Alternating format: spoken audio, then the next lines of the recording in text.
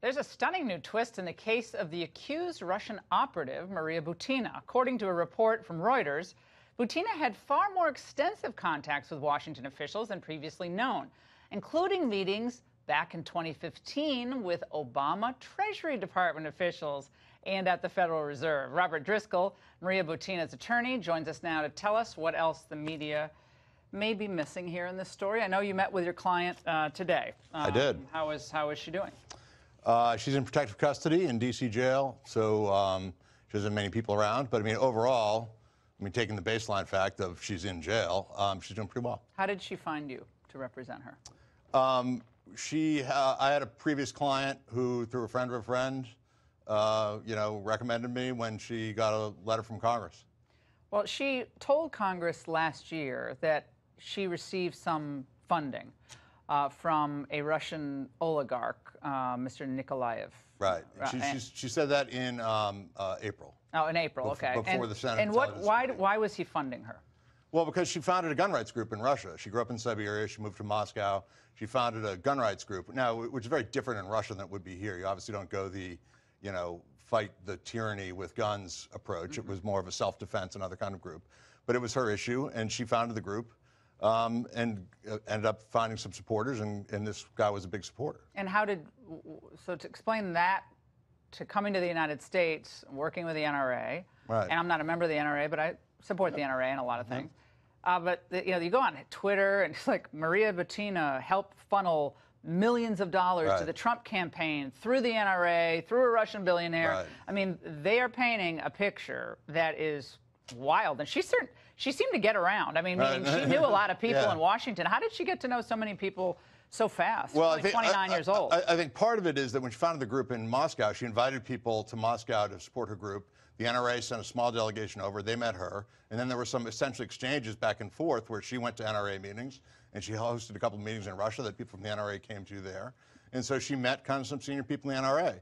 And then when she came to the U.S. to go to school, she met her boyfriend, who was active in Republican politics, and so she went around with him to different events. So she had her picture taken in a lot of places, which is not really consistent with being a spy.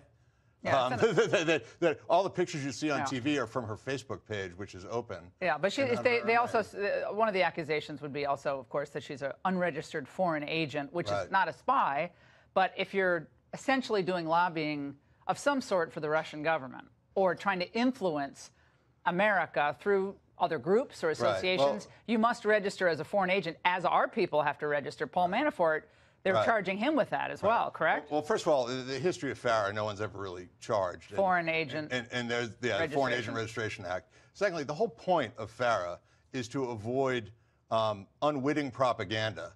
It's so that if you hire a senator to write an op-ed saying that Malta is great, you know that former senators being paid by Malta. The point of the act is not to prevent Russian citizens who are obviously Russian, who identify as Russian, from talking about, and again... What'd you talk about the Clinton Treasury people with? What was that all about? I think in that instance, she just acted as a translator for Alexander Torshin. Torshin is himself a big gun guy, and so he joined her group a year after she formed it. And so that was a great ally for her to have, because he's a fairly senior Russian Was she on? guy. What kind of visa was she on? On those times, I think she was probably on either a tourist visa or because she was giving a speech to the NRA.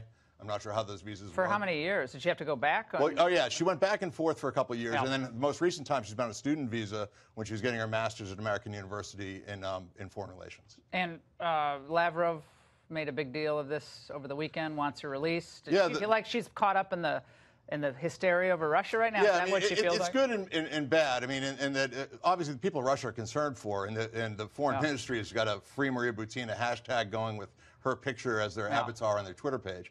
But I would really like to separate her from the rest of these problems that are going on, because she has nothing to do with it.